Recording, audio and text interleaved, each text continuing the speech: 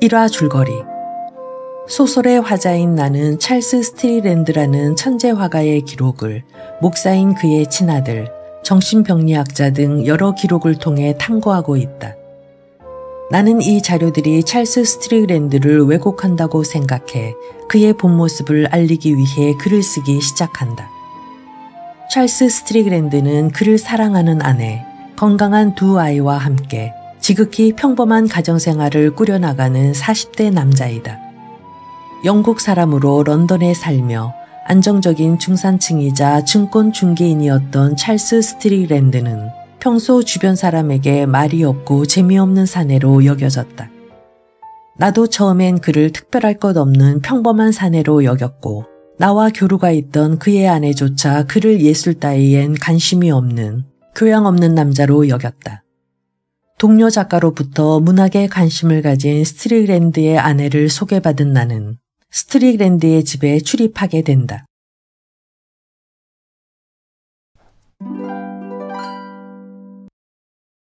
(8) 이것으로 스트릭랜드 집안 식구들을 두루 소개한 셈인데 지금까지 써온 것을 다시 읽어보니 그 인물에 대한 묘사가 퍽 막연함을 인정하지 않을 수 없다. 왜냐하면 작중 인물이 살아 움직이는 듯한 뚜렷한 개성이 전혀 묘사되어 있지 않기 때문이다.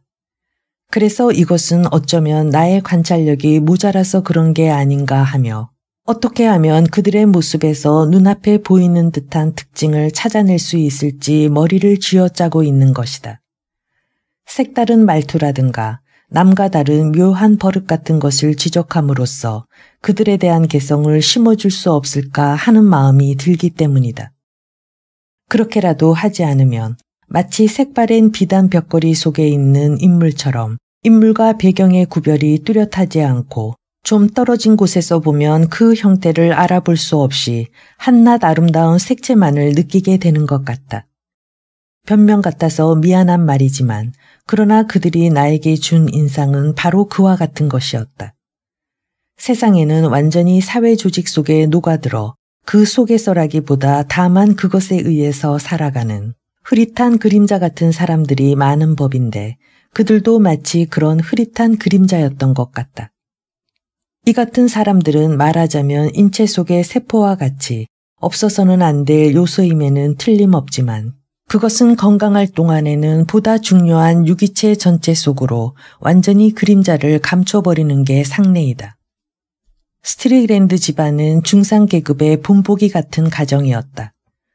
문단의 이류 인기 작가를 좋아하는 순수한 취미를 가진 명랑하고 손님 접대를 잘하는 아내, 자비로운 신의 섭리로 이루어진 현재에 만족하고 자기 본분을 다하고 있는 약간 무뚝뚝한 남편, 잘생기고 건강한 두 아이, 참으로 평범한 가정이라 할 수 있었다. 그들에겐 말 많은 세상 사람의 눈을 끌만한 일은 조금도 없었다고 생각된다. 그 뒤 얼마 안 되어 일어난 사건의 앞뒤를 종합해서 생각해 보아도 당시의 찰스 스트릭랜드에게서 뭔가 보통 사람과는 다른 점을 하나쯤은 발견했음직한데 그렇지 못했다는 것을 보면 나도 참 어리석었다는 생각이 든다. 필경 그랬을 것이다. 그러나 그때와 지금과는 나의 사람 보는 눈도 상당히 달라졌다고 생각하는데 비록 스트릭랜드 집안 사람들을 처음 만났을 때 지금처럼 사람 보는 눈이 예리했다 하더라도 역시 내가 그들을 보는 눈은 마찬가지였을 것이다. 다만 그 뒤에 겪은 경험에 의해 인간이라는 것이 얼마나 예측할 수 없는 것인가를 알았기 때문에 지금의 나라면 그해 가을 초에 런던에 돌아가자마자 듣게 된 소식에도 아마 그렇게 놀라지는 않았을 것이다. 돌아온 지 하루도 채 되기 전에 나는 저민거리에서 우연히 로즈 워터퍼드를 만났다. 아주 기분 좋은 것 같군요. 무슨 일이라도 있나요? 내가 묻자 그녀는 빙긋이 웃었다. 그 눈에는 예의 심술궂은 듯한 빛이 감돌고 있었다. 어떤 친구의 스캔들을 듣고서 여류작가다운 육감을 잔뜩 곤두세운 표정이었다. 분명히 찰스 스트릭랜드를 만난 일이 있죠. 웬일인지 그녀의 얼굴뿐 아니라 몸 전체에까지 생기가 넘쳐 흐르는 것 같았다. 나는 고개를 끄덕이며 가엾게도 그 사람이 거래소에서 제명 처분을 당했나 아니면 버스에라도 치이지 않았나 하는 생각을 했다. 정말 너무하지 뭐예요. 그 사람이 글쎄 부인을 버리고 집을 뛰쳐나갔어요.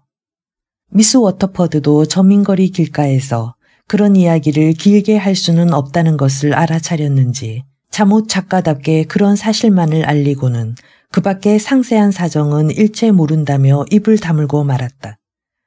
아무리 길거리라고 하더라도 하고 싶은 말을 하지 못하는 그런 여자라고는 도저히 생각할 수 없었지만 어쨌든 상대방은 막무가내로 입을 열지 않았다. 난 정말 아무것도 몰라요. 이쪽에서 다그쳐 묻는 질문에 그렇게 대답하더니 그녀는 잠옷 우습다는 듯 몸을 움츠리며 말했다. 뭐 시내 어느 카페에서 일하던 젊은 여자가 바로 얼마 전에 카페를 그만두었다나 봐요. 그렇게 말하고 나를 보며 생긋 웃더니 그녀는 치과 의사와 약속이 있다며 활기 있는 발걸음으로 사라져버렸다. 나는 마음이 아프기보다 오히려 흥미를 느꼈다. 그 무렵 나는 아직 직접 겪은 인생 경험이 없었으므로 어쩌다 아는 사람에게서 소설속에 나오는 것과 같은 사건이라도 일어나면 몹시 흥분했었다. 솔직히 말해 지금의 나는 아는 사람 사이에서 일어나는 이런 사건에 완전히 익숙해져 있지만 그때는 다소 어이가 없다는 생각이 들기도 했다. 스트릭랜드는 분명히 40세였을 것이다. 그런 나이에 연애 사건을 일으키다니 추태라고 생각했다. 그리고 젊고 건방진 생각에서 남자가 세상의 웃음거리가 되지 않는 연애를 하려면 아무리 잘해야 30살 전이라야 한다고 생각했다. 게다가 그 소식은 나 개인으로서도 약간 당황스러운 일이었다. 왜냐하면 나는 시골에서 스트릭랜드 부인에게 가까운 시일 안에 런던으로 돌아간다는 편지를 썼고 그 끝에다 이렇다 할 답장이 없는 한 어느 날짜에 찾아가겠으니 차대접이라도 해달라고 덧붙여 썼기 때문이다. 더구나 오늘이 마침 그 찾아가는 날짜였다. 스트릭랜드 부인으로부터는 아무런 회답도 없었다. 지금의 그녀에게 과연 나를 만날 힘이 있을까? 틀림없이 이번 소동으로 내 편지에 대한 일은 다 잊어버리고 말았을 것이다. 그러나 이와는 반대로 그녀로서는 이번 사건을 비밀로 해두고 싶다는 생각을 할지도 모른다. 그렇게 되면 그 뜻밖의 뉴스가 이미 내 귀에 들어왔다는 눈치를 보이는 것은 매우 분별 없는 짓이 될 것이다.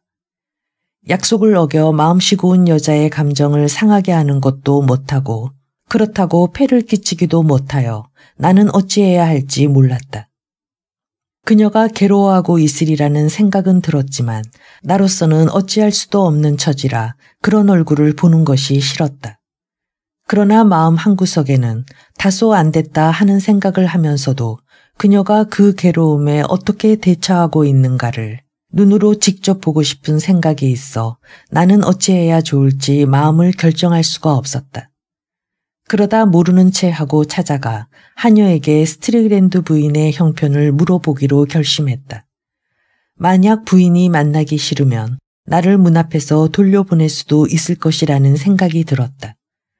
그러나 문 앞에 나온 하녀에게 미리 준비해간 말을 막상 전하자 나 역시 완전히 흥분하고 말았다. 어두컴컴한 현관에서 대답을 기다리며 금방이라도 도망치고 싶은 마음을 가까스로 참고 있을 때 하녀가 다시 나왔다. 완전히 흥분된 나의 눈으로 봐도 하녀의 태도에서 하녀가 집안의 비극을 다 알고 있다는 것을 느낄 수 있었다. 어서 들어오세요. 응접실로 안내되었다. 블라인드를 반쯤 내려 방을 어둡게 해놓은 곳에서 스트릭랜드 부인은 창문을 등지고 앉아 있었다. 형부인 맥 앤드루 대령이 등이라도 쬐는 듯한 자세로 불도 없는 난로 앞에 서 있었다. 공연히 이곳에 왔다는 생각이 들었다. 두 사람에게는 나의 방문이 뜻밖이었던 모양이다. 부인도 편지로 거절할 것을 잊었기에 할 수 없이 나를 맞아들인 것 같았고 대령은 무엇하러 찾아왔나 하고 귀찮아하는 것 같았다. 나는 애써 태연한 태도로 말했다. 잊으셨는지 모르겠습니다. 오늘 찾아뵙겠다고 했기에. 물론 기다리고 있었어요.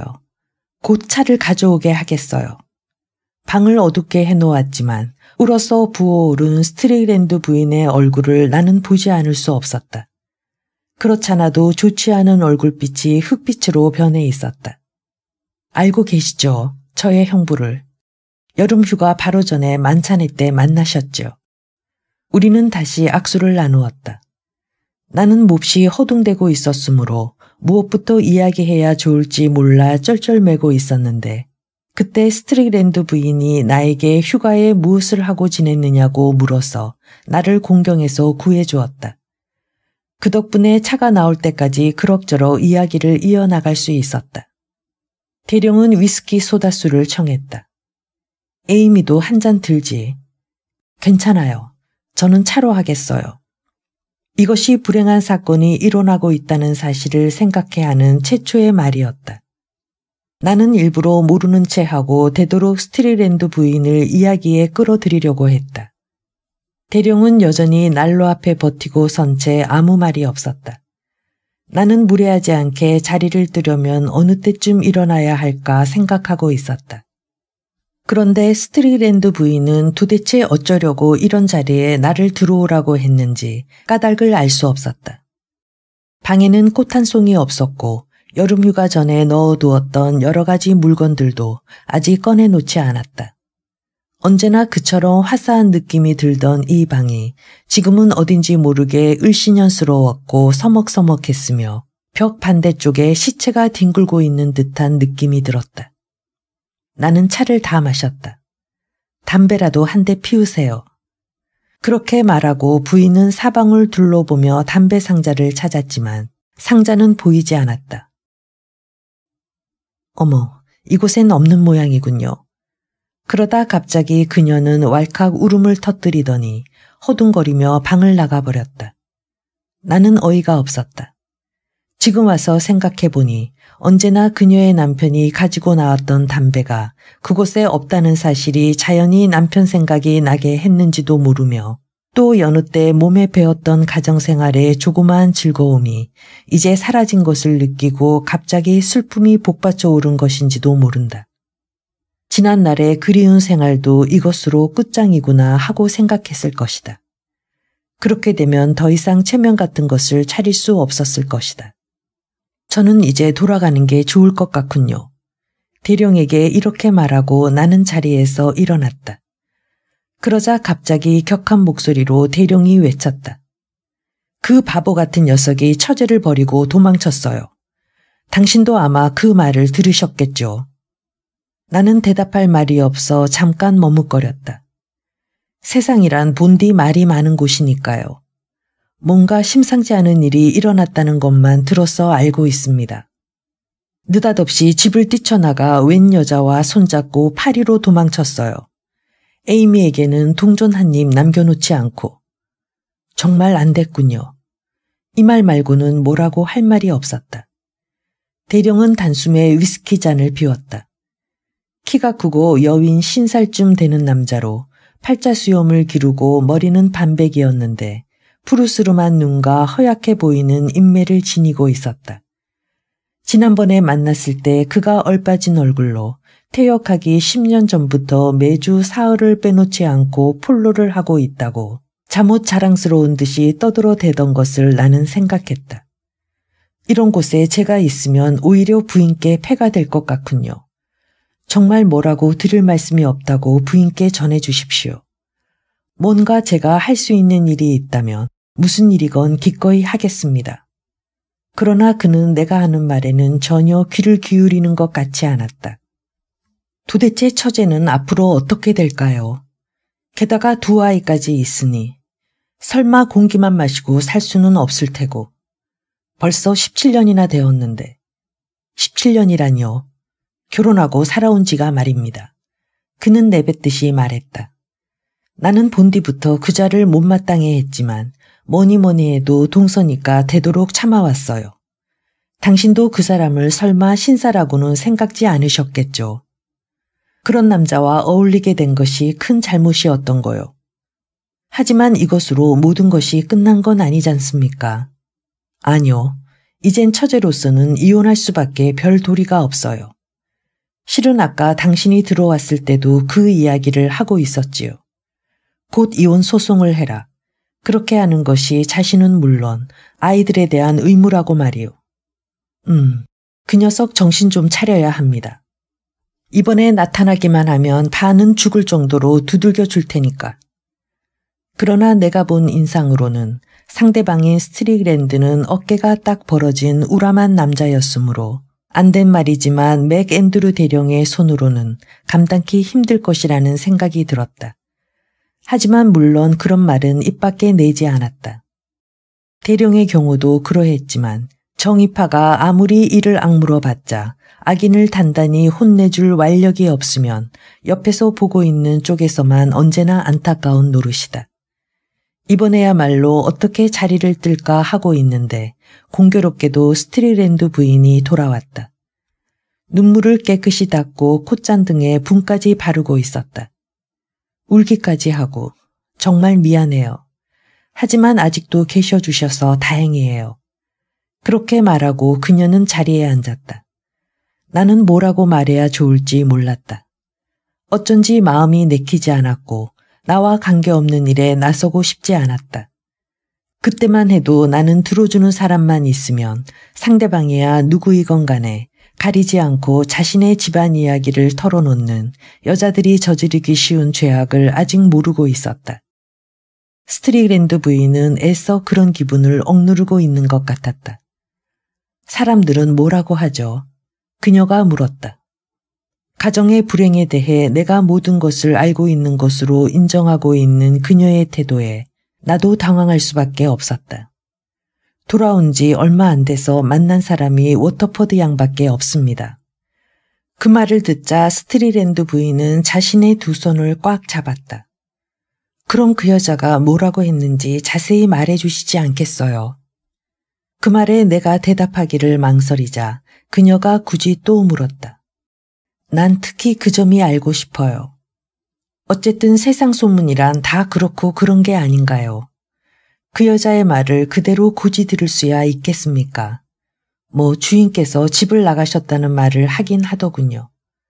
다만 그 말뿐이던가요?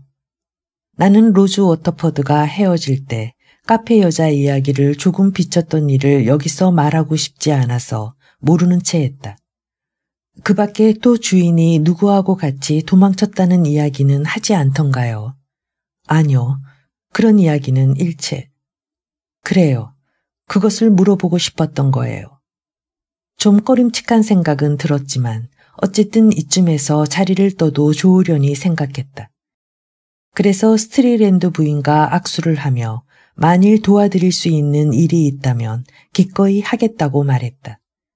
그녀는 쓸쓸히 미소를 지었다. 정말 고맙습니다. 하지만 이번만은 아무에게도 폐를 끼쳐서는 안 된다고 생각해요. 판에 박은 위로의 말을 할 생각은 없었으므로 나는 몸을 돌려 대령에게 작별 인사를 했다. 그러자 대령은 내가 내민 손을 잡지도 않으며 말했다. 나도 이젠 가봐야겠소. 만일 빅토리아 거리 쪽으로 간다면 함께 갑시다. 그럼 모시고 가죠. 나도 말했다. 9.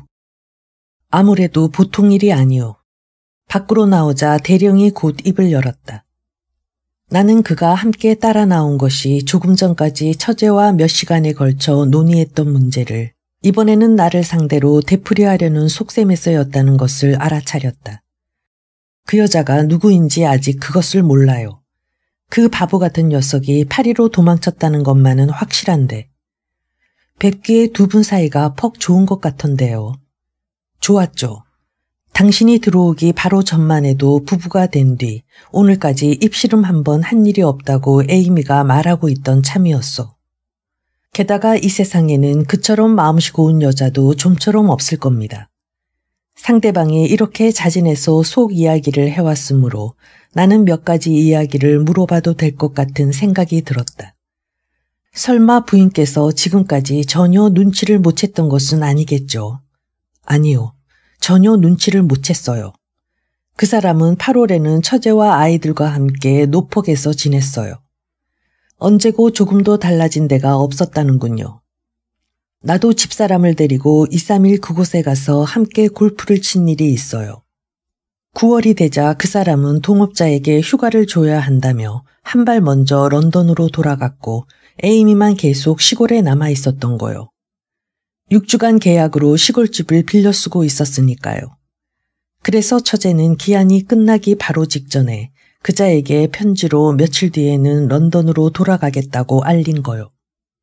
그런데 글쎄 그 답장이 파리에서 왔지 뭡니까? 더구나 그것이 이제 부부 생활을 청산하겠다는 편지였소. 어째서 그런 짓을 한다는 건지 이유가 쓰여 있었습니까? 그것이 글쎄 이유는 한마디도 쓰여 있지 않았소. 나도 그 편지를 읽어봤지만 겨우 10줄도 안 되는 간단한 내용이었소. 그러나 그것은 아무리 생각해도 이상한 일이군요. 우리는 그때 마침 길을 건너야 했으므로 통행의 정신을 빼앗겨 이야기가 끊어졌다. 조금 전에 말한 대령의 이야기는 아무래도 납득이 가지 않았다. 이것은 어쩌면 스트릭랜드 부인이 그녀 나름대로 이유가 있어 대령에게 진상을 어느 정도 숨기고 있는 것이 아닌가 하는 생각이 들었다. 결혼하여 17년이나 살아온 남자가 아내를 버리는 데에는 반드시 아내 쪽에서도 눈치챌 만한 부부 사이에 무슨 사건이 있었을 것이다. 대령이 나를 뒤쫓아왔다. 물론 여자하고 도망쳤다는 것 말고는 무슨 이유가 있겠소. 깊게 말하지 않아도 그런 것쯤이야 알 수 있지 않느냐. 그런 배짱인가 봐요. 그 녀석은 그러고도 남을 녀석이니까요. 그래, 부인께서는 어떻게 하실 작정인가요? 뭐니 해도 우선 확실한 증거를 잡아야겠죠. 그래서 내가 파리로 가볼 생각입니다. 그러면 거래소 일은 어떻게 되지요? 그것이 바로 그 녀석의 빈틈없는 점이요. 지난 1년 동안 몰래 청산해 왔던 거요. 동업자에겐 미리 그만두겠다는 말이 있었던가요? 말은커녕 인사 한마디 없었답니다. 맥앤드루 대령도 사업일은 그저 윤곽 정도밖에 몰랐고 나 역시 전혀 장님이었으므로 스트릭랜드가 그의 일에서 손을 뗀 뒤 어떻게 되었는지는 짐작도 할 수 없었다. 다만 배신당한 동업자가 머리끝까지 화가 나 소송이라도 하겠다는 것이었다. 모든 것을 정리해도 동업자 쪽에서 400~500파운드 손해보게 된다는 말이었다. 하지만 아파트 가재도구가 에이미 이름으로 되어 있어 그래도 다행이요. 어쨌든 그것만은 처제의 것이 될 테니까.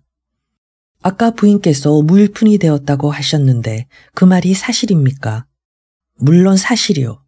처제가 가지고 있는 것이라곤 200~300파운드의 돈과 가재도구뿐이요. 부인께서는 그것만으로 장차 어떻게 살아가실 작정이신가요? 그걸 누가 압니까? 이야기가 점점 복잡한 부분에 이르자 대령은 점점 화를 내고 함부로 욕설을 퍼부어 듣고 있는 나로선 사정을 알 수 있기는커녕 오히려 뭐가 뭔지 알 수 없게 되었다. 그래서 대령이 그때 문득 육해군 백화점에 시계를 올려다보고는 클럽에서 트럼프 놀이를 하기로 약속이 되어 있다고 생각해내었으므로 나도 그제야 그에게서 풀려나게 되어 대령과 헤어져 세인트 제임스 공원을 빠져나올 수 있었다. 10. 2, 3일이 지나자 스트릭랜드 부인에게서 편지가 왔다. 오늘 밤 저녁 식사를 마친 후 잠깐 들러달라는 말이었다. 가보니 부인 혼자 있었다. 엄숙할 만큼 검소한 검은 드레스가 버림받은 여인의 슬픔을 그대로 말해주고 있었다. 나는 아직 순진했던 만큼 그녀가 마음의 슬픔을 나타내지 않고 그녀 나름대로의 품위를 잃지 않는 자기 입장에 알맞은 옷을 하고 있는 것을 보고 감탄했다. 만일 무슨 일이 있으면 도와주시겠다고 요전에 말씀하셨죠. 그녀가 문득 생각난 듯이 말했다. 네, 말씀드렸지요. 그럼 죄송하지만 파리에 가셔서 찰스를 만나주시지 않겠어요? 제가 말입니까? 나는 어이가 없었다. 그 사람하고는 꼭 한 번밖에 만나지 않았는데 부탁을 하다니 나로선 부인의 의향을 이해할 수가 없었다. 프레드는 자기가 가겠다는 거예요. 프레드란 맥앤드루 대령을 말한다. 하지만 그분이 가면 오히려 곤란해요. 일을 저질러 놓기만 할 거예요. 그렇다고 달리 부탁드릴 만한 분도 없고. 그녀의 목소리는 조금 떨렸다. 나는 더 이상 입을 다물고 있는 것이 가혹하다는 생각이 들었다. 그러나 저는 주인과 꼭 한번 만나 인사만 나누었을 뿐이라 주인께서 저를 알아보실지 모르겠습니다. 가보았자 문간에서 쫓겨나기 쉬울 겁니다. 그런 일쯤이야 대수로운 일이 아니겠어요. 그녀는 미소를 띠며 말했다. 그럼 도대체 저더러 어떻게 하라는 말씀입니까? 그러나 부인은 그 말에는 직접 대답하지 않았다. 주인이 당신을 모르는 게 더 나을 것 같아요. 그이는 본디 프레드를 싫어했어요. 바보라고 생각했던 것 같아요. 어쨌든 군인 기질이 어떤 것인지 몰랐던 사람이니까요. 그러니까 프레드가 가봤자 보나마나 프레드가 화를 내서 싸움이 벌어질 거예요. 그렇게 되면 사태가 좋아지기는커녕 오히려 나빠지는 것이 고작일 거고요. 하지만 당신이 나를 위해 대신 찾아왔다고 하신다면 그이도 설마 이쪽 말도 듣지 않고 그냥 쫓아버릴 수는 없을 거예요. 부인을 알게 된 지도 얼마 되지 않았고 게다가 자세한 사정도 잘 모르는데 갑자기 이런 문제를 떠맡으라니 아무래도 좀 곤란한 일이 아닐까요? 저 역시 제가 나설 자리가 아닌데 뛰어들고 싶지는 않군요. 왜 부인 자신이 주인을 만나러 가시지 않습니까? 그이가 혼자가 아니라는 것을 아셔야 해요. 이렇게 말하는 데는 나도 대꾸할 말이 없었다. 나는 내가 찰스 스트릭랜드를 찾아가 명함을 내밀면 그가 그것을 엄지손가락과 집게손가락으로 살짝 받아들고 방으로 들어와 다음과 같은 말을 주고받는 장면을 상상해 보았다. 그래, 무슨 일로 오셨소? 대개 부인 일로 좀 할 이야기가 있어서요. 아, 그래요. 하지만 당신도 좀 더 나이를 먹으면 쓸데없는 참견을 하지 않는 편이 현명하다는 것을 알게 될 거요. 잠깐 왼쪽을 보시오. 저쪽이 나가는 문이요. 그럼 이만 실례합니다. 이런 식으로 나온다면 남자 체면을 깎이지 않고 그 자리를 물러나오기는 좀 어려울 것 같았다. 이럴 줄 알았으면 스트릭랜드 부인이 이 문제를 해결할 때까지 런던으로 돌아오지 말 걸 하고 후회를 했다. 힐끔 부인을 쳐다보니 생각에 잠겨있는 듯 고개를 숙이고 있었다. 그녀는 곧 나를 보고 한숨을 크게 쉬며 웃어 보였다. 정말 이렇게 될 줄은 몰랐어요. 결혼한 지 17년이나 되는 거려. 찰스가 설마 다른 여자에게 빠지는 그런 사람일 줄은 꿈에도 생각지 못했어요. 지금까지 우리 두 사람은 줄곧 사이좋게 지내왔어요. 하기야 나도 그이가 모르는 취미를 꽤 많이 갖고는 있었습니다만. 그래, 부인께서는... 그 뒤엔 뭐라고 말해야 좋을지 몰라 잠깐 망설였다. 상대방이라고 할지 주인 어른과 함께 도망간 여자가 누구인지 알고 계시나요? 아니요, 전혀 아무것도 짐작이 안 가는 거려. 정말 이상해요. 흔히 남자가 여자를 좋아하게 되면 둘이서 식사를 한다든가 함께 붙어 다니는 것이 남의 눈에 띄어 그것이 마침내 부인의 친구나 아는 사람을 통해서 부인의 귀에 들어오게 마련이잖아요. 그런데 내 경우에는 그런 주의를 받아본 일이 없어요. 그래요. 그야말로 한 번도 없어요. 그러니까 그 편지는 나에겐 정말 날벼락이었죠. 나는 그이가 정말 행복하게 살고 있는 줄 알았어요. 그녀는 기가 막힌 듯 울기 시작했다. 정말 보기에도 딱했다. 그러나 조금 지나자 그녀는 차차 마음을 가라앉혔다. 하지만 울어봤자 남에게 웃음거리가 되겠죠. 그렇게 말하고 그녀는 눈물을 닦았다. 결국 중요한 것은 어떻게 해야 할 것인가를 결정하는 일이에요. 그리고 그녀의 이야기는 도무지 갈피를 잡을 수 없는 화제로 옮아갔다. 얼마 전에 이야기를 하는가 하면 이번에는 두 사람이 처음 만났던 일이며 결혼 생활에 관한 이야기를 하는 등 걷잡을 수 없이 오락가락했다. 그러나 그런 이야기를 듣고 있노라니 이 남녀의 전반적인 생이 어느 정도 정리된 하나의 두루마리 그림처럼 되어 나의 뇌리에 떠올랐다. 그것은 내가 전부터 상상했던 것과 거의 비슷한 것이었다.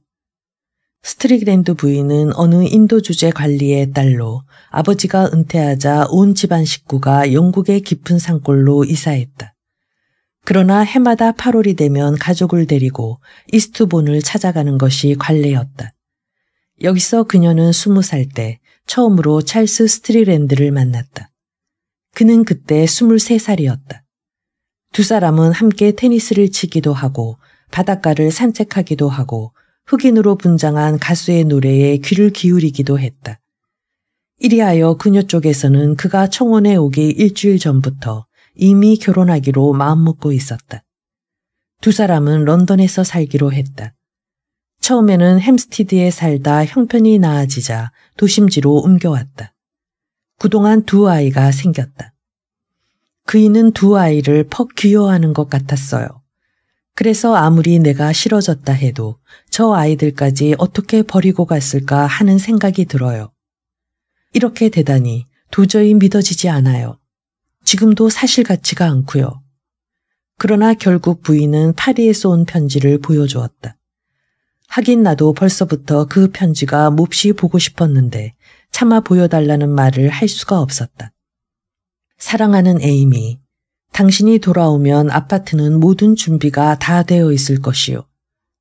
당신이 이른 대로 앤에게 말해두었으니까 돌아올 때까지는 당신과 아이들의 식사가 다 준비되어 있을 것이요. 그러나 내가 집에서 당신과 아이들을 맞이할 수는 없소.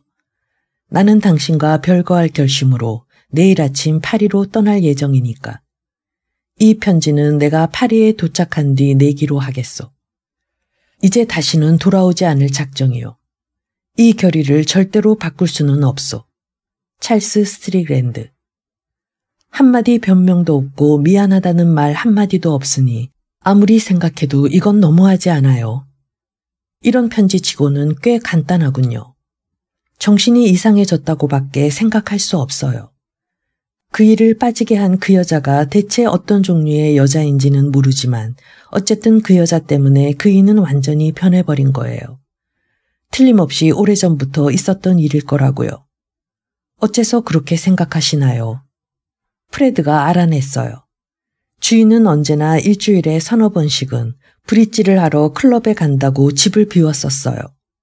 그런데 프레드가 그 클럽의 회원 한 사람을 알고 있어서 그 사람 보고 찰스도 브릿지를 무척 좋아한다고 말했었나 봐요.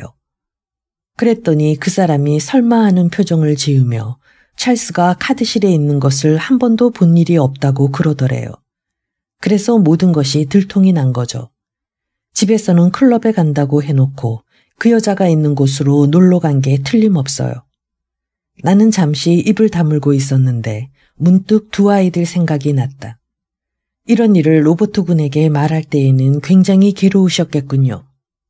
아직 아이들한테는 한마디도 말하지 않았어요. 저희가 돌아오던 날이 아이들이 개학하기 하루 전이었으니까요. 그래서 태어난 얼굴로 아버지는 이일관계 때문에 출장을 가셨다고만 말해두었어요. 갑작스런 불행을 당하고도 아무 일 없는 듯 웃는 얼굴로 아이들을 기분 좋게 학교에 보내기 위해 자잘한 곳까지 신경을 쓴다는 것은 정말 쉬운 일이 아니었을 것이다. 스트릭랜드 부인은 또 울먹거렸다. 하지만 가엾게도 그 아이들이 앞으로 어떻게 되겠어요. 살아나갈 길이 막막해요. 그녀는 이성을 잃지 않으려고 두 손을 꽉 쥐어보기도 하고 펴보기도 하면서 몹시 애를 썼다. 너무나 애처로워 차마 똑바로 쳐다볼 수조차 없을 정도였다. 제가 무슨 도움이 된다면 물론 파리에라도 가겠습니다만 그러려면 우선 부인의 생각을 자세히 알아야지요. 난 그이가 돌아오기만을 바랍니다. 하지만 맥 앤드류 대령 말씀은 이혼하실 작정이라고 그러시는 것 같던데요. 이혼은 절대로 안 돼요. 그녀의 말투가 갑자기 거칠어졌다. 제가 그러더라고 주인에게 전해주세요. 그런 여자하고는 절대로 결혼하게 할 수 없다고요. 그쪽에서 그렇게 나온다면 나도 오기가 있어요. 난 절대로 이혼은 안 해요. 아이들 생각도 해야 하니까요. 지금 생각해보니 그처럼 그녀가 펄펄 뛰었던 것은 아이들을 위해서 그런 모양인데 그때 나는 어머니로서 자식을 생각해서라기보다 오히려 극히 여자다운 질투에서 그러는 줄 알았다. 그런 부인은 아직도 주인 생각을 하고 계시는군요. 그것은 뭐라고 말할 수 없습니다만 어쨌든 돌아오기만을 바란답니다. 돌아오기만 하면 이번 일은 없었던 것으로 하겠어요. 뭐니 해도 결혼한 지 17년이나 되는 거려. 나는 그렇게 속이 좁은 여자는 아니니까요. 지금 돌아오면 어떻게든지 그럴듯하게 상처를 도려내어 아무도 모르게 끝낼 수 있을 거예요. 스트리랜드 부인이 세상의 이목만을 걱정하고 있는 것을 보니 좀 흥이 깨지는 기분이었다. 남의 평판이라는 것이 여자의 생활에 얼마나 중요한 역할을 하고 있는 것인지 그 무렵에 나는 아직 모르고 있었기 때문이다. 여자들이 아무리 마음속 깊이 감동하고 있는 경우라고 해도 항상 그 어떤 허위의 그림자를 버릴 수 없는 것은 그런 탓이었다. 스트리랜드가 있는 곳은 알고 있었다. 동업자가 머리끝까지 화가 나 스트리랜드의 거래은행 앞으로 편지를 내어 거처를 감추다니 그게 무슨 수작이냐고 글을 나무란 데 대해 스트리랜드가 시치미를 떼며 유머러스한 답장을 써서 동업자에게 정확한 주소를 알려왔던 것이다. 그 편지에 따르면 아무래도 호텔에 묵고 있는 모양이었다. 저는 그런 호텔 이름을 들어본 일이 없지만 프레드는 잘 알고 있었어요. 아주 호화스러운 호텔이래요. 그녀의 얼굴이 갑자기 밝아졌다. 아마 남편이 넓고 화려한 호텔방에 들어앉은 모습이며 근사한 레스토랑을 누비고 다니며 식사를 하고 있는 장면, 낮에는 경마, 밤에는 극장을 찾아다니며 매일 놀아나는 모습을 그려본 모양이라고 나는 그렇게 생각했다. 하지만 그 나이에 그렇게 오래는 계속 못할 거예요. 어쨌든 그인 벌써 40인 거려. 젊은 사람이라면 또 몰라도 그 나이에 더구나 머지않아 어른이 될 아이까지 있는데 이게 무슨 꼴사나운 일이에요. 그리고 몸인들 지탱하겠어요. 분노와 슬픔이 그녀의 가슴 속에서 소용돌이 쳤다. 그이에게 전해주세요. 온 집안 식구가 돌아오기를 몹시 기다리고 있다고요. 모든 일이 전과 조금도 다름없는 것처럼 보이면서도 실은 모든 것이 변해버렸어요. 그이 없이는 난 살아갈 수 없어요. 이렇게 살아야 한다면 차라리 자살하는 편이 나을 거예요. 지난 일과 오랜 부부 생활에 대해 잘 말씀드려 주세요. 아이들이 아버지에 대해서 물으면 난 뭐라고 대답해야 좋을지 모르겠어요. 그이가 쓰던 방은 지금도 전과 다름없이 그대로 있고 그이가 돌아오기만을 기다리고 있어요. 그리고 그녀는 내가 그에게 전할 말을 일일이 말해주고 어쩌면 그쪽에서 나올지도 모를 항변에 대해서도 적절한 대답을 하나하나 일러주었다. 어쨌든 모든 것을 잘 부탁합니다. 그녀는 애원했다. 내가 지금 얼마나 슬퍼하고 있는가 잘 전해주세요. 요컨대 모든 수단 방법을 써서 스트리랜드의 마음을 돌릴 수 있게 해달라는 것이었다. 그녀는 누가 보거나 말거나 엉엉 울었다. 나도 가슴이 뭉클하여 스트리랜드의 냉혹한 행위에 분개했고 그를 데리고 오도록 최선을 다하겠다고 약속했다. 그리고 모레에는 떠나서 어떻게든 결정날 때까지 파리에 머물러 있어야 한다는 말에 동의했다. 벌써 밤도 꽤 깊었고 둘 다 서글픈 이야기에 지쳐 있었으므로 나는 그녀에게 작별 인사를 했다. 10일. 파리로 가는 도중 나는 공연한 일을 떠맡았다는 생각이 들었다. 그리고 지금은 스트리랜드 부인의 한탄을 눈앞에 보지 않아도 되었으므로 나는 문제를 좀 더 냉정한 각도에서 생각해 볼 수 있었다. 그녀의 행동에는 내가 납득이 안 가는 모순된 점이 있었다. 깊은 슬픔에 잠기며 나의 동정을 사려고 그 슬픔을 일부러 가장되게 연기한 것 같았다. 그녀는 처음부터 눈물을 보일 작정이었을 것이다. 미리 손수건을 여러 개나 준비해 놓았으니 말이다. 나는 부인의 용의 주도함에 감탄했으나 지금 와서 생각하니 그것이 오히려 남의 슬픔을 자아내게 하는 눈물의 효과를 약화시킨 셈이 되었다. 그녀가 남편이 돌아오기를 바라는 것도 남편을 사랑하고 있어서인지 아니면 말 많은 세상이 두려워서인지 나는 갈피를 잡을 수가 없었다. 그녀의 찢겨진 가슴 속에 있을 애정을 짓밟힌 비통한 생각과 체면을 손상당한 분함이 웬일인지 석연치 않은 기분이 들었다. 사람의 마음이라는 것이 얼마나 모순에 찬 것인지, 성실한 마음 속에도 얼마나 많은 기만이 있고 고결한 정신 속에도 얼마나 많은 천박함이 숨어 있는지, 또 사악한 마음 속에는 얼마나 많은 선량함이 깃들여 있는지 그 무렵에 나는 아직 모르고 있었다. 그러나 이번 여행은 어딘가 모르게 모험적인 면도 있었으므로 파리가 가까워짐에 따라 기운이 솟아올랐다.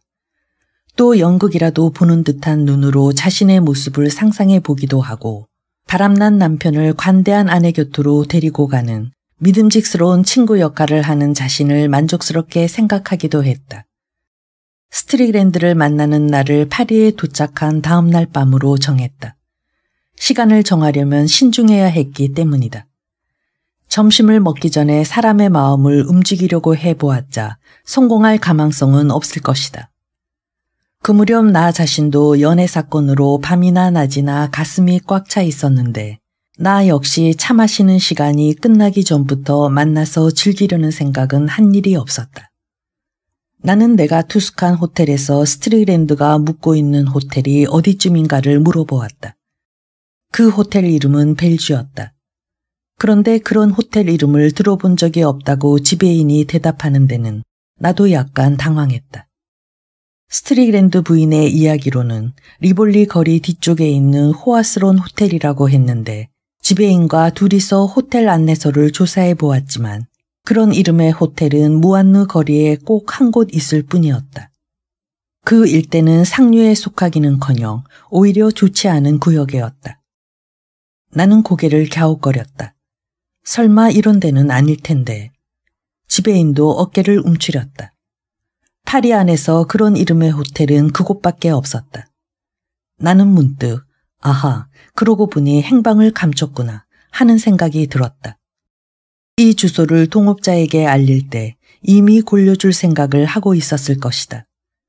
어째서 그렇게 할 생각이 들었는지는 알 수 없는 일이지만 나는 그때 스트릭랜드라는 사나이는 틀림없이 남을 골려주는 장난을 좋아해서 무섭게 화가 난 그 주식 중개인을 먼 파리 변두리에 있는 이상한 집에까지 끌어들여 허탕치게 하려는 속셈이었을 것이라고 생각했다.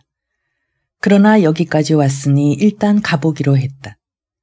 다음 날 저녁 6시쯤 나는 택시를 타고 무안르 거리로 가서 길 모퉁이에서 내렸다. 그곳에서 호텔까지 가기 전에 주위를 살펴보고 싶었기 때문이다. 거리에는 빈민 계급의 생활용품을 팔고 있는 가게들이 즐비했고 거기에서 왼쪽으로 거리 중간쯤에 호텔 벨주가 있었다. 내가 묵고 있는 호텔도 싸구려 호텔이었지만 그래도 여기에 비하면 아주 호화로운 편이었다. 비쭉하니 높기만 한 다 낡은 건물로 페인트칠을 벌써 몇 년째나 안 한 모양이었다. 그 건물이 얼마나 지저분한지 양옆에 있는 집이 깨끗해 보일 지경이었다. 더러운 창들은 모두 닫혀 있었다. 명예고 의리고 다 내던지고 수수께끼의 미녀와 죄의 쾌락을 누릴 찰스 스트릭랜드가 설마 이런 곳에 살 리는 없다. 나는 뭐가 뭔지 알 수 없게 되었다. 뭔가 우롱당한 듯한 기분이 들어 확인해 보지도 않고 돌아가려고 하다가 스트릭랜드 부인에게 온갖 수단은 다 쏘보았다고 보고해야 할 것을 생각하고는 나는 안으로 들어갔다. 입구는 가게 옆으로 쑥 들어간 곳에 있었다. 문이 활짝 열려 있어 안으로 들어가니 사무실은 2층이라는 표지가 붙어 있었다. 좁은 계단을 올라가자 층계 중간에 유리를 낀 사무실 같은 곳이 있었고 안에는 책상 하나와 의자 2개가 놓여 있었다. 바깥쪽에도 벤치가 하나 놓여 있었는데 아마 그 위에서 야경꾼이 참담한 마음으로 밤을 새울 것이다. 주위에는 아무것도 없었으나 벨 밑에 웨이터라고 쓰여 있었다. 그 벨을 누르자 조금 후에 웨이터가 나왔다. 눈초리가 교활하고 무뚝뚝하게 생긴 젊은이였는데 셔츠 차림에 벨벳 슬리퍼를 신고 있었다. 왜 그랬는지 나는 모르겠지만 나는 되도록 태연한 태도로 물었다. 혹시 여기에 스트릭랜드라는 사람이 묵고 있지 않나? 6층 32호실입니다. 나는 너무 어이가 없어 한동안 말이 안 나왔다. 지금 방에 계신가? 웨이터는 사무실 게시판을 쳐다보았다. 열쇠를 맡겨놓지 않았으니 손님이 올라가 보세요. 나는 말이 나온 김에 한마디 더 물어봐도 상관없을 것 같기에 이렇게 물어봤다. 부인도 함께 계신가? 그분은 혼자예요. 웨이터는 내가 올라가는 것을 의심스러운 눈으로 쳐다보고 있었다. 계단은 어둡고 바람도 제대로 통하지 않아 곰팡이 냄새가 코를 찔렀다. 3층까지 올라가니 실내 가운을 걸친 머리가 더부룩한 여자가 문을 열고서 내가 지나가는 것을 잠자코 힐끔힐끔 쳐다보고 있었다. 가까스로 6층까지 올라가 32호실 문을 두드렸다. 안에서 소리가 나고 문이 반쯤 열렸다. 찰스 스트리랜드가 내 앞에 버티고 있었다. 그는 아무 말도 없었다. 틀림없이 나를 몰라보는 눈치였다. 나는 되도록 상냥한 말투로 내 이름을 댔다. 잊으셨는지 모르겠습니다만 지난 7월에 대개 만찬회에 참석했던 사람입니다. 어서 들어오시오. 그는 씩씩하게 말했다. 잘 오셨소. 거기 앉으시오. 들어가 보니 아주 좁은 방이었다. 그 좁은 방엔 프랑스에서 흔히 루이 필립식이라고 불리는 가구류가 발 디딜 틈도 없이 잔뜩 놓여 있었다. 새빨간 기디불이 큰 파도 모양을 이루고 있었고 큰 나무 침대, 커다란 양복장, 둥근 테이블, 아주 작은 세면대, 빨간 천을 씌운 의자 2개 이런 것들이 자리 잡고 있었다. 그런데 그것은 하나같이 추하고 다 낡은 것들이었다. 맥 앤드류 대령이 보고 온 것처럼 허풍을 떨던 사치스러움은 찾아볼래야 찾아볼 수도 없었다. 스트릭랜드가 한쪽 의자에 놓여있던 옷을 마룻바닥 위로 밀어던졌기 때문에 내가 가까스로 앉을 수 있는 그런 형편이었다. 그런데 무슨 일로 오셨습니까?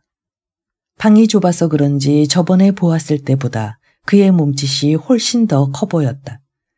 사냥꾼이 입는 밴드가 달린 옷처럼 생긴 풍성한 윗옷은 꽤 후줄근해 보였고 벌써 며칠이나 수염을 깎지 않은 모양이었다. 전에 만났을 때는 말쑥해 보였으나 그에 비해 지금은 차림새도 단정치 못했고 머리도 더부룩했다. 그러나 마음만은 아주 편한 모양이었다. 내가 이제부터 꺼내려는 말을 그가 어떻게 받아들일는지 짐작도 할 수 없었다. 실은 댁의 부인을 대신해 찾아왔습니다. 마침 저녁 먹기 전에 지금 한잔 하러 나갈까 하던 참이요. 같이 갑시다. 압생트를 드시오. 네, 합니다. 그럼 갑시다.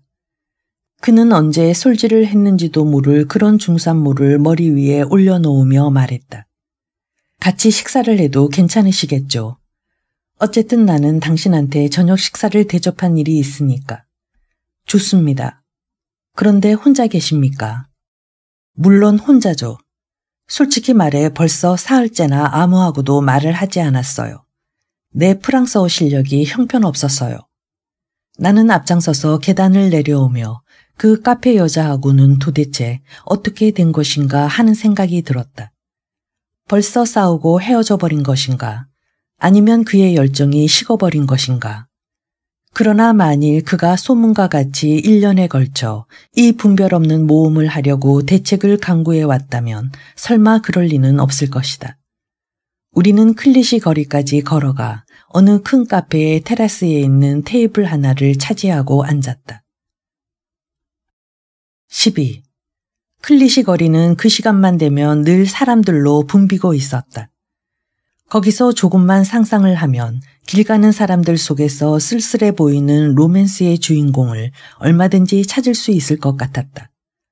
회사원, 여점원, 발자크의 소설 속에서 걸어 나오는 듯한 노인, 거리의 약점을 이용하여 돈을 뜯어먹고 사는 남녀, 이런 사람들이 북적거리고 있었다. 파리의 빈민가 인파 속에는 사람의 피를 들끓게 하고 언제 무슨 일이 일어날지도 모른다는 것을 암시하는 듯한 활력이 넘쳐 흐르고 있었다.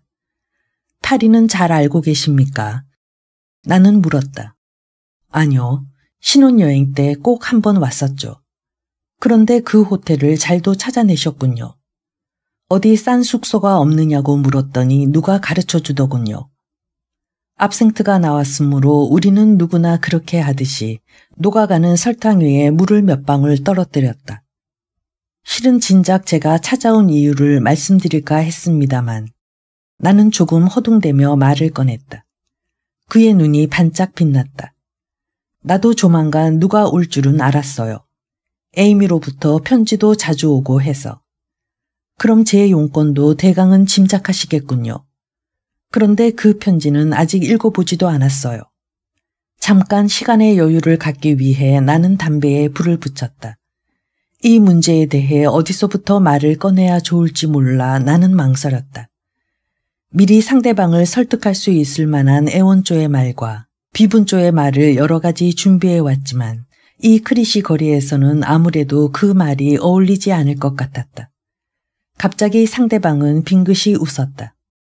당신은 쓸데없는 일을 맡아가지고 왔군요. 아니요, 절대로 그렇게 생각지. 그럼 빨리 말해봐요.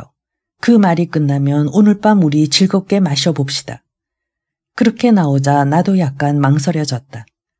속편한 말씀만 하고 계시는 것 같은데 부인이 얼마나 슬퍼하시는지 아십니까? 뭘, 이제 그러다 면역이 될 거요. 그는 도저히 제정신이 아닌 듯한 천연덕스러운 얼굴로 그렇게 대답했다. 이 말에는 나도 어처구니가 없었지만 그런 기미를 애써 보이지 않으려 했다. 그리고 목사였던 나의 삼촌 헨리가 친척들에게 목사보 특별 원호의 기부금을 내라고 조를 때 사용하던 그 목소리를 흉내내기로 했다. 그럼 솔직히 말씀드려도 상관없겠죠. 그는 빙긋이 웃고 고개를 끄덕였다. 부인이 당신한테 이런 보복을 당해도 될 만한 무슨 잘못을 저질렀나요? 아니요. 그럼 부인에게 무슨 불만이라도? 없어요. 그렇다면 17년이나 함께 살아오셨고 더구나 부인에게 아무런 결점도 없는데 그런 식으로 버리고 나온다는 것은 너무 심한 일이 아닐까요? 너무 심한 일이죠. 나는 하도 어이가 없어서 그를 힐끔 쳐다보았다. 이쪽에서 하는 말을 이렇게 다 긍정하고 나서자 오히려 내가 무안할 지경이었다. 이렇게 되자 나의 입장은 점점 난처해졌다. 나는 설득하고 애원하고 공고하고 타이르고 그래도 안 되면 화를 내어 상대방을 비난하고 욕할 각오까지 하고 왔는데 죄인 쪽에서 이렇게 서슴지 않고 자기 잘못을 인정하고 나오니 아무리 덕이 높은 성자라고 해도 두 손을 들고 말 것이다. 모든 것을 부인하는 것이 버릇인 나로서는 이런 경험은 처음이었다. 그래서요. 스트리그랜드가 말하기를 재촉했다. 나는 잠옷 경멸하듯이 입을 일그러뜨렸다. 그야 뭐 본인이 다 인정한다면 더 말할 것도 없죠. 그것도 그럴 테죠. 이런 식으로 나가다가는 도저히 맡은 임무를 다할 수 없을 것만 같아 나는 마음이 초조해졌다. 하지만 그럴 수가 있습니까? 세상에 자기 아내에게 한 푼도 남겨놓지 않고 집을 나와버리는 사람이 어디 있습니까? 어째서 그게 잘못인가요? 도대체 부인은 앞으로 어떻게 살아가란 말입니까? 17년간이나 벌어먹였으니 이젠 자기 손으로 벌어먹어도 좋을 것 아니오. 그런 일은 할 수 없어요. 한번 시켜보는 거요. 물론 이 말에 대해서는 나도 얼마든지 반박할 수 있었다. 이를테면 여자의 경제적 지위라든가 결혼이라는 사실로서 암암리에 승인했을 남자의 아내에 대한 부양 의무라든가 그 밖에 할 말은 얼마든지 있었을 것이다. 그러나 가장 중요한 점은 하나밖에 없다는 생각이 들었다. 그럼 이제는 부인을 사랑하고 있지 않다는 말입니까? 그렇소. 조금도. 이 말은 이 일에 관계된 모든 사람들에게 몹시 심각한 문제였지만 상대방의 대답이 너무도 뻔뻔스러워서 나는 차라리 웃음이 터져나올 것 같아 웃음을 참느라고 입술을 꽉 깨물었다. 그러나 이래서는 안 된다고 다시 그의 몰인정한 말을 떠올리며 의분의 정을 불러일으켜야만 했다. 전혀 말도 안 되는 소리입니다. 아이들 일도 생각해 볼 필요가 있지 않습니까? 아이들에게는 죄가 없습니다. 뭐 낳아달라고 부탁한 것도 아니잖아요. 당신처럼 모든 것을 버리고 모른 채 하면 그야말로 아이들이 구걸이라도 해야 할 것 아닙니까? 그 아이들도 다른 아이들보다 오랫동안 편한 생활을 해왔어요. 그리고 또 누군가가 뒤를 돌봐줄 거고요. 정 못하면 맥 앤드류네 집에서 학비 정도는 대줄 거요. 하지만 아이들이 귀엽지 않습니까? 둘 다 정말 온순하고 착한 아이들이 아닙니까? 그럼 정말 그 아이들과도 앞으로 인연을 끊을 작정이신가요? 하기야 어렸을 때는 귀여웠죠. 하지만 이젠 자라서 특별히 그렇다 할 것도 없어요. 하지만 인정이라는 것은 그런 것이 아니겠죠. 그야 그럴 테지요. 그러고도 부끄러운 생각이 들지 않습니까? 뭐 별로. 나는 여기서 다른 각도로 공격해 보기로 했다. 그렇게 한다면 세상에선 당신을 사람으로 보지 않을 겁니다. 그러려면 그러라죠. 모든 사람이 싫어하고 경멸해도 괜찮단 말인가요? 상관없소. 그의 몰인정한 대답에는 남을 우습게 여기는 점이 있는 것 같아 심각한 질문을 하는 내가 오히려 어리석은 것 같은 느낌이 들었다. 나는 잠깐 입을 다물고 생각에 잠겼다. 하지만 사람이란 세상의 비난을 받고 살아갈 수는 없는 것입니다. 그렇지 않아요. 어떻게 생각하십니까? 결국은 그것이 뼈아프게 느껴질 겁니다. 누구라도 어느 정도 양심이라는 것이 있는 이상 언젠가는 그 양심이 머리를 쳐들게 마련입니다. 만일 부인이 돌아가신다 해도 당신은 양심의 가책을 느끼지 않는단 말입니까? 그는 아무 대답도 없었다. 나는 한동안 잠자코 앉아 그의 대답을 기다렸으나 결국 내가 먼저 입을 열 수밖에 없었다. 뭐라고 말씀 좀 해보세요. 당신은 정말 어리석은 사람이란 말밖에는 할 말이 없소. 그러나 어쨌든 당신은 싫건 좋건 부인과 아이들을 돌봐줘야 합니다. 나는 약이 조금 올라서 그렇게 말해줬다. 법률이 보고만 있지는 않을 테니까요. 아무리 법률이라고 해도 설마 돌에서 피를 짜낼 수는 없겠지요. 나는 무일 뿐이요. 있어봐야 겨우 100파운드 될까요? 나는 점점 더 당황했다. 그가 묵고 있는 숙소를 봐도 분명 그 말에는 거짓이 없는 것 같았다. 그럼 그 돈을 다 쓰면 어떻게 하실 작정인가요? 일해서 벌어야죠. 그는 아주 태연했다. 눈에도 역시 이쪽 질문을 무시하는 듯한 조소의 빛이 엿보였다. 나는 잠시 입을 다물고 이번에는 어떻게 말을 해야 할까 하는 생각을 하고 있었다. 그런데 이번에는 그가 선수를 쳤다. 왜 에이미는 재혼을 안 하죠? 아직 나이도 젊고 얼굴도 못생긴 편은 아닌데. 아내로서 나무랄 데 없는 여자라는 것은 내가 보증합니다. 이혼할 마음이 있다면 그만한 이유를 내가 갖춰줘도 좋습니다. 이번에는 내가 웃을 차례였다. 하하, 이 엉큼한 너구리가 이제야 실토를 하는군. 뭔가 까닭이 있어 여자를 데리고 나왔다는 사실을 감쪽같이 감추려고 지금까지 이러쿵저러쿵 연막을 쳐서 여자가 있는 곳을 숨기려 했구나. 그렇게 생각하고 나는 딱 잘라 말했다. 하지만 부인은 비록 당신이 어떠한 보복을 하더라도 절대 이혼할 생각은 없다고 그러시던데요. 아주 확고부동하게 그런 결심을 하고 계십니다. 그러니까 앞으로 당신도 그런 생각은 깨끗이 버리는 편이 좋을 것입니다. 그는 놀라서 나를 쳐다보았다. 분명히 뜻밖이라는 표정이었다. 그의 입술에서 그 비웃음이 사라지고 진지한 말투로 말했다. 그야 뭐 나로서는 별로 상관없는 일이요. 나야 둘러치나 메어치나 한 가지니까. 나는 웃음을 터뜨렸다. 바로 그 점입니다. 내가 아무리 바보라도 그런 수단에 넘어갈 줄 알았다가는 큰 잘못입니다. 당신이 여자를 데리고 왔다는 소식쯤은 이쪽 귀에도 들어왔으니까요. 그는 조금 놀란 듯 눈을 크게 뜨더니 갑자기 큰 소리로 껄껄 웃었다. 그 소리가 너무나 컸으므로 주위에 앉아있던 손님들이 다 이쪽을 쳐다보았다. 그 가운데에는 덩달아 따라 웃는 사람도 있었다. 이건 웃을 문제가 아닙니다. 딱하군, 에이미도. 그는 흰 이를 드러내 보이며 싱긋 웃었다. 이어서 그의 얼굴에 잠옷 씁쓸한 경멸의 빛이 떠올랐다. 여자들 마음이란 어째서 그렇게 얕을까? 사랑, 자나깨나 사랑밖에 모르지. 남자에게 버림받으면 곧 다른 여자가 생긴 줄 안단 말이야. 그래, 내가 여자 하나 때문에 집을 뛰쳐나올 만큼 어리석은 남자로 보인단 말이오. 그럼 부인을 버린 것이 여자 때문이 아니란 말씀인가요? 물론이죠. 당신 명예를 걸고라도 그때 왜 그런 말을 했는지 나 자신도 알 수 없는 일이지만 내가 생각해도 너무 지나친 말을 한 것 같았다. 물론 명예를 걸 수 있소. 그럼 도대체 왜 집을 나오셨습니까? 그림을 그리고 싶어서. 나는 오랫동안 그의 얼굴을 물끄러미 쳐다보았다.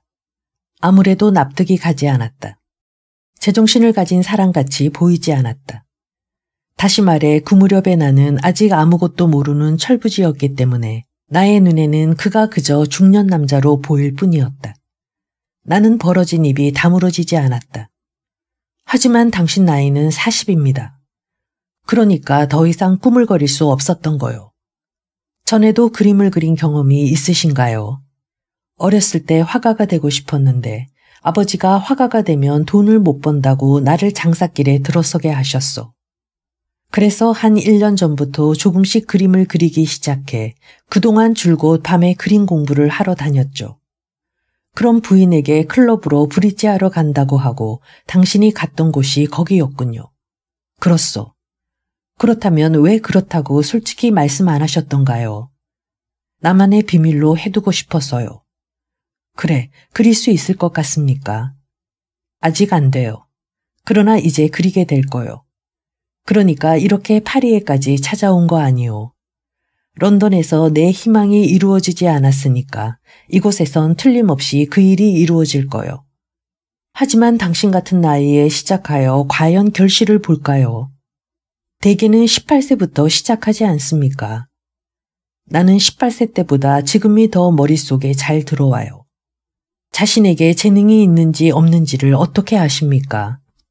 그는 아무 대답도 없이 길 가는 사람에게 눈길을 보내고 있었는데 그렇다고 그것을 쳐다보고 있는 것도 아닌 것 같았다. 그 뒤의 대답도 전혀 대답이 되지 않는 말이었다. 그리지 않고는 못 베기니까. 그렇다면 마치 구름을 잡는 격이 아닙니까? 그러자 그는 내 얼굴을 물끄러미 쳐다보았다. 그 눈이 어딘가 모르게 이상한 빛을 띠고 있었기 때문에 나는 왠지 그 시선에 짓눌리는 듯한 느낌이 들었다. 몇 살이요, 당신은? 23쯤 되었을까? 이 질문은 오히려 내가 그에게 던질 질문인 것 같았다. 내가 이런 모험을 하려고 한다면 또 모르지만 그는 이미 청춘을 넘어섰고 안정된 사회적 지위와 아내와 그리고 두 아이까지 있는 주식 중개인인 것이다.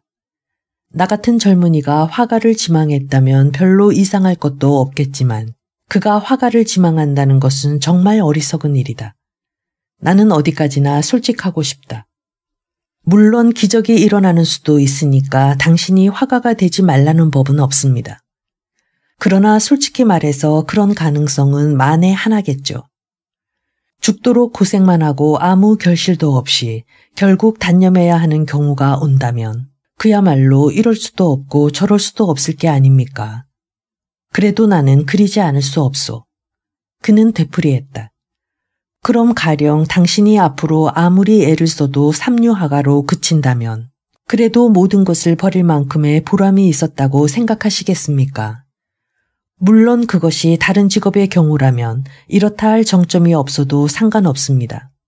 다만 그 일을 해낼 만한 힘만 있으면 얼마든지 훌륭하게 해낼 수가 있으니까요. 그러나 예술가의 경우는 그렇지가 않습니다. 정말 당신은 바보로군요. 어째서 그렇습니까?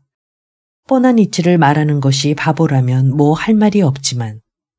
그러니까 그리지 않고는 못 견디겠다고 하지 않았소. 이 마음은 나 자신도 어쩔 수 없는 거요. 사람이 물에 빠졌을 때 헤엄을 잘 치고 못 치고를 따지고 있겠소. 어떻게 해서든지 물속에서 빠져나와야 하고 그렇지 않으면 빠져 죽는 것이 아니오. 그의 목소리에는 진지한 정열이 담겨 있었으므로 나는 나도 모르는 사이에 감동을 했다. 폭풍우 같은 것이 그의 가슴 속에서 소용돌이 치고 있는 것을 생생하게 느낄 수 있었다. 말하자면 뭔가 강대하고 압도적인 힘이 그를 꼼짝도 못하게 꽉 잡고 있는 것 같은 느낌이 들었다. 나로서는 그것이 무엇인지 짐작도 할 수 없었다. 꼭 악마에게 사로잡혀 있는 것 같았고 그것이 금방이라도 덤벼들어 그의 몸을 갈기갈기 찢어버리는 게 아닌가 하는 생각도 들었다. 그러면서도 그는 아주 태연하게 앉아 있었다. 내가 살피는 듯한 눈초리로 그의 얼굴을 뚫어지게 쳐다보아도 전혀 개의치 않는 것 같았다.